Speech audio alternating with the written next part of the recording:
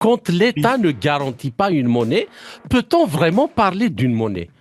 Est-ce que c'est pas des jetons seulement, des jetons de casino? C'est comme quelqu'un qui va au casino, il dépense 100 000 dollars, on lui donne une dizaine de jetons, il joue, et puis quand il a gagné ou il a perdu, à la sortie, il transforme ces jetons en monnaie réelle qui est adossée à la souveraineté d'un État.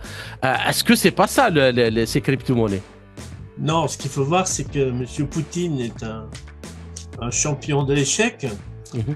Les Américains, qui malheureusement sont devenus un pays de mafia, ce sont les rois du poker menteur.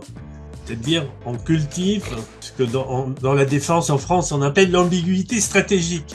C'est-à-dire, on émet de la monnaie, on les a aujourd'hui, on dit pas les bitcoins, c'est un mauvais mot, donc les cryptos, il y a une partie maintenant des cryptos, en particulier donc le stablecoin, qui est indexé sur les bons du trésor. Et dans la mesure que l'État américain lui-même achète une réserve stratégique, on fait supposer, on peut croire, surtout donc BlackRock, qui au début était très hésitant, conseillait ses clients d'investir là-dedans, donc il y a eu un basculement. Trump lui-même, il y a 6 mois, disait que les crypto-monnaies, que c'est une escroquerie.